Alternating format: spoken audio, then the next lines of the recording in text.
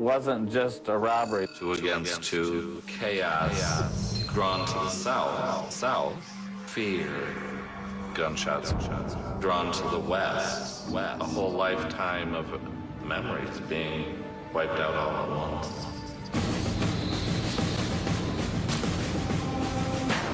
There had to have been a connection somehow.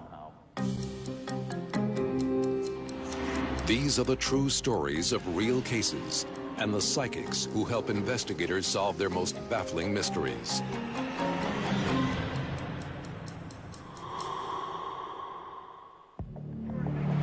All unit 351 to 141 Southeast 8th Avenue. Just received a call from a neighbor reference possible homicide. One of our deputies responded to the Tri-Willow nursery.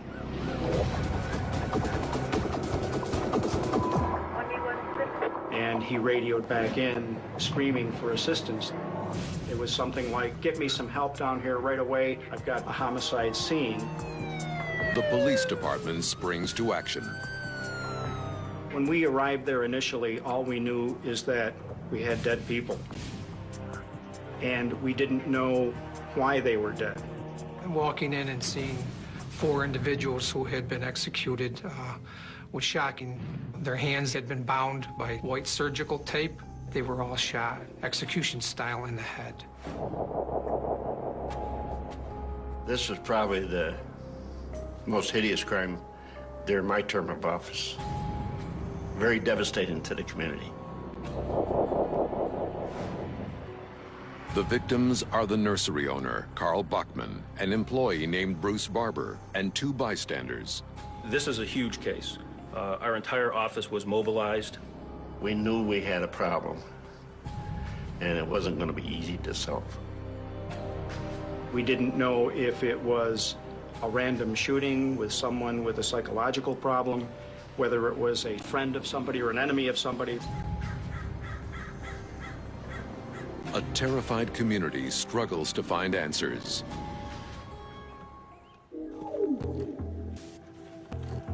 It would appear that the way the bodies were bound, the intent of the perpetrators was to execute these people.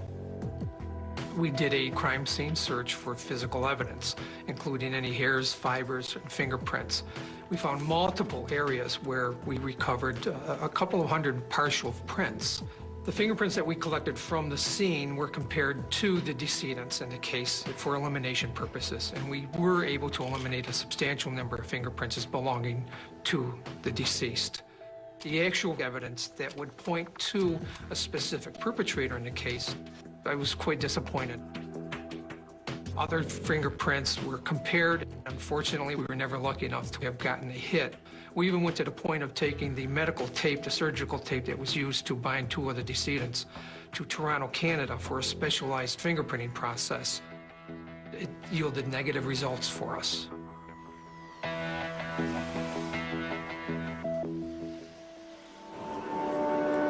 The very next day, we set up roadblocks, stopping vehicles at the time period when the crime was committed, asking people if they had seen anything, heard anything. The tip line was set up, and we received hundreds of calls. In spite of all that work, we got minor information, nothing that was leading us to the perpetrators at this particular time. Conventional police methods are not panning out. We weren't getting anywhere too close to solving the problem at that particular time. At one point during the investigation, it was mentioned that we might be able to use a psychic. That method, using psychics, is employed by many police agencies. Some agencies don't talk about it, and some do. Although I'm not a big believer in psychics, I do believe that when you've got a quadruple homicide, you've got 4 innocent people executed the way they were, that you don't leave any stone unturned. I heard about this Mr. Jordan, who has visions on things, and he's also has a reputation working with law enforcement. You're foolish not to take that chance of talking to him and see what he has to say. Yes. Sheriff has an hour, called me and asked me if I'd participate in the case, and I agreed to do that. And he came and picked me up at my residence. They try not to give me any clues that might prejudice my insight into a case. I did not give them any information on what took place other than we had a bad crime. En route to the crime scene, I was able to perceive things about the case. There's harm, there's injury, there's danger. It was a robbery that had gone awry, and I felt that money had been stolen. Old coins would be discovered missing. They were in the process of doing a robbery, and suddenly it went bad. The sheriff is stunned. While we're on the way, Phil sends it was the robbery. A complete inventory was performed on all of the material from the scene. As I recall, $100,000 to $150,000 worth of coins were actually missing. I don't think it was really common knowledge to people in the area that there was a coin shop housed in a corner of their business. This particular location was a nursery, the Tri-Willow Nursery, but Carl Bachman was also a coin collector. The office that he was in not only doubled for the nursery, but it was also for the coin shop. Nobody described anything to Mr. Jordan, and he nailed it right on the head. Looking for answers, police escort psychic Phil Jordan to the scene of a quadruple murder at the Tri-Willow Nursery. Some of my work involves psychic crime scene reconstruction, so my mind is immediately trying to perceive what happened at the moment of the crime. We walked around in the general area. He was trying to get some vibes or whatever, visions. Maybe you can assist us. Get your hands up, you're not moving! I often perceive what the perpetrator of the crime will perceive, or what their mind is going through, or what the victim may have been experiencing emotionally or mentally.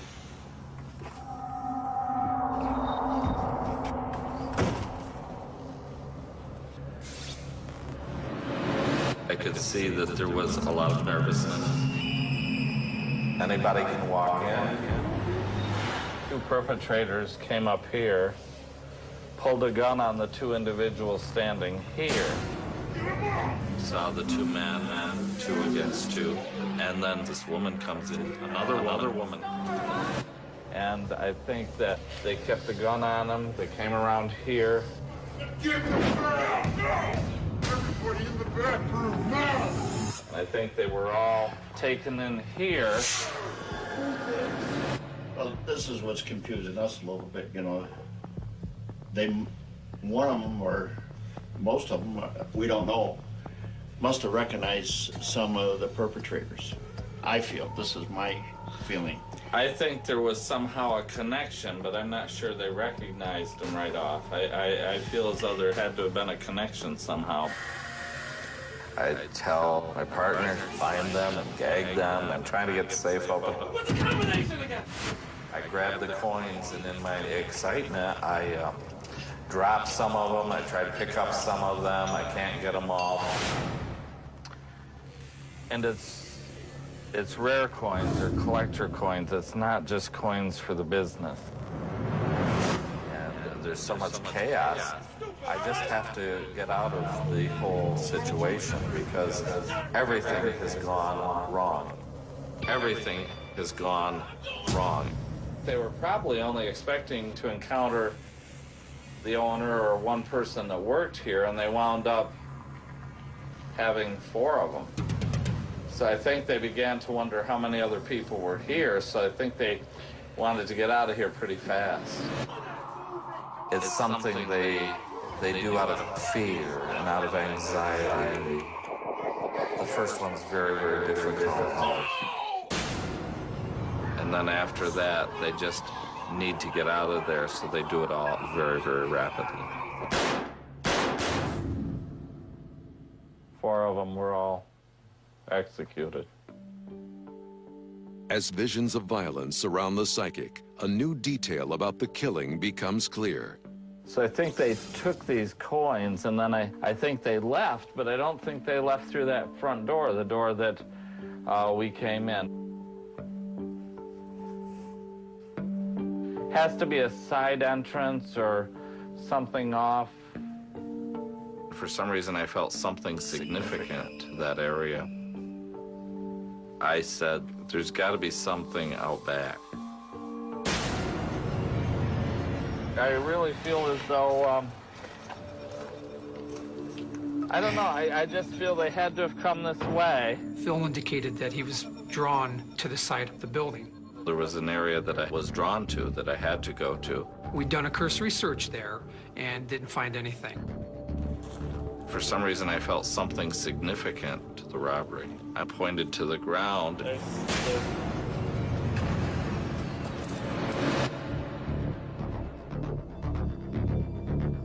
And he pointed out right where the coins would be, and they were there.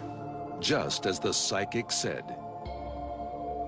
The dropped coins provide critical information about the killer's flight after the murders.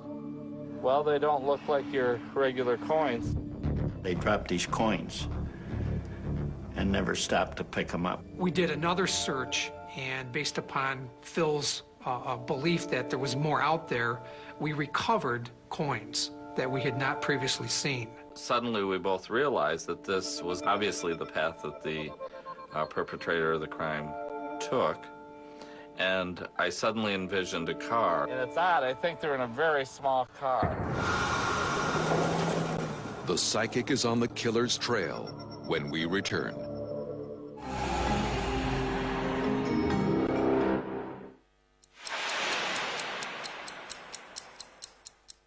At the scene of a quadruple murder, psychic Phil Jordan is hot on the trail of the killers.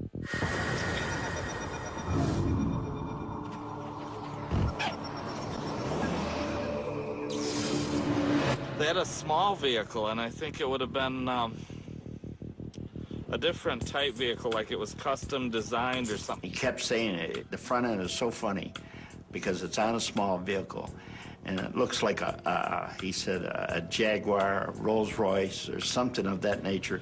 Looks like a Rolls Royce front end. You know how the grill is on a Rolls Royce? It looks like a small vehicle, ornate. A small car with a customized front end. Finally, a lead that cops can pursue. We felt that we knew what we were exactly looking for, and he described it pretty well for us. We put out a notice on that type of a vehicle that was possibly used in the commission of this crime. We had the lead desk. We were doing a lot of work. We were talking to everyone that we could find. And then a tip comes in through the police tip line. Come on in, Phil. We got information from an individual who saw a car parked at the Tri-Willow Nursery about the time that the crime took place. And this was a Volkswagen. He noticed that there was a conversion kit on the car, which made the front end of the Volkswagen look like a Rolls Royce. And that confirmed to us that that is probably the vehicle that we're actually looking for. Small vehicle, like a Rolls Royce. It's a solid lead, but puts police no closer to a suspect. Detectives return to Phil Jordan in the hope that he can shed some more light on the investigation. I suddenly realized south. Three individuals drawn to the south, drawn to the west. Three individuals. I think one of the perpetrators may have gone south, and then one of them may have gone west. I didn't feel that they had gone south then west. I felt two distinct locations. I do that from my own inner compass. One of the other things that Phil Jordan gave us was his feeling that south and west were important. His observations helped us start to focus on the possibility that we had out-of-state connections relating to this homicide. There came a time in the investigation that we got a lead out of Milwaukee area. To the west in Wisconsin, William Mooney had been arrested for bank robbery. He was bragging about what he did in upstate New York to other inmates. He had been talking about a score he had done in upstate New York, and that during the process of this, he had to blow away 4 people. That was a major break in the whole case right then and there. We put our team together, and we went out there to talk to Mooney, and he wasn't the smartest individual, but he was smart enough to know that he was involved with the death of 4 people in a robbery, and that wasn't going to be small time, and so he needed to deal if he possibly could. And we told him flat out we couldn't make any deal for him because the crime was so hideous. Out of options, Mooney has no choice but to cooperate with investigators. At this point, William Mooney told investigators and prosecutors that Edward Perry was the trigger man. Mooney and Perry had met while serving time in prison. When he mentioned Perry, we didn't know anything about Perry. We found out that he had been paroled from prison. And that upon leaving New York State, Mooney and Perry proceeded to Fort Lauderdale, Florida. Not all of my clues will pan out immediately. Sometimes it takes time and investigation. In this case, I was very drawn to the west. We found one of the perpetrators 600 to 800 miles to the west in Wisconsin. I was drawn to the south. The investigators have discovered that one of the perpetrators may well be in Florida. The psychic's insights were right on the mark. Detectives moved to follow the trail when we return.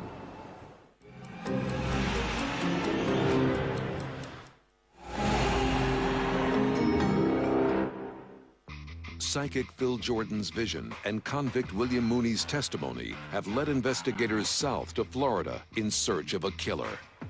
The St. Petersburg Police Department located Mr. Perry, who we observed driving a Volkswagen that was not customized, and the color didn't match, which would lead us to believe that it was intentionally altered to avoid suspicion or to avoid detection if in fact the vehicle had been seen by any witness.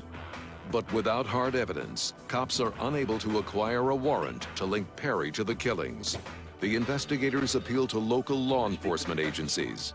We told them the color, description of the car. They found the body shop that actually performed the work on transitioning this Volkswagen with a fake Rolls-Royce front end back to a traditional Volkswagen.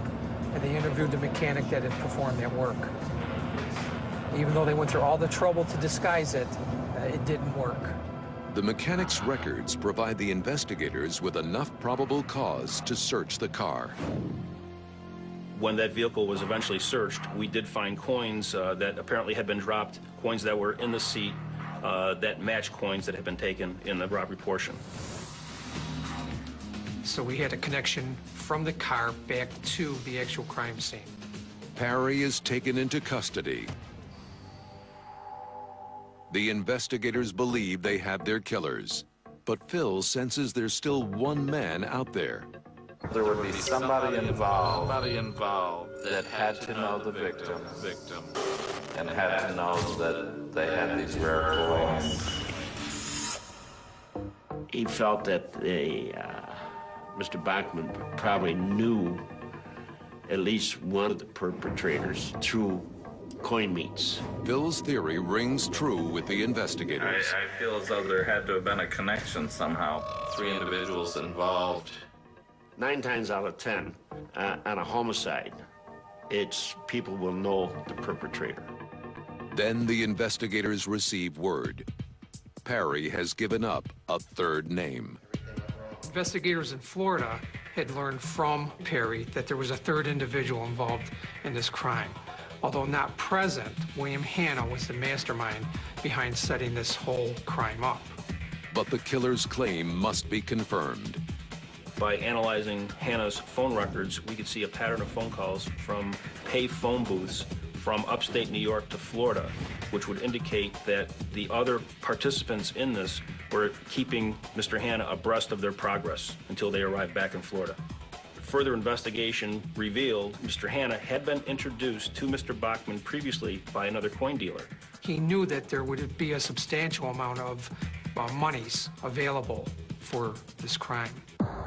Phil Jordan was exactly right about the coin show connection. Hanna contacted William Perry and contracted him to do this job, Perry brought Mooney into the act, and together, Perry and Mooney were the two that were in the Volkswagen that went to Rome, New York, and committed the crime. All three men stood trial, Hanna, Perry, and Mooney. The jury found them all guilty of 4 counts of murder, all 3 men. And eventually, they were each sentenced to 25 years to life in prison on each count. So they were each sentenced to 100 years in prison, and there they remain. For this brutal crime, police used everything at their disposal, including one extraordinary resource. And maybe some people don't believe it, but in this particular instance, we were able to use a psychic who gave us certain information which helped us in the investigation. Often you're looking for any possible edge and any possible sliver of information that you can get. One of those possibilities is bringing a psychic into the investigation. I'm a believer, so I would do it again.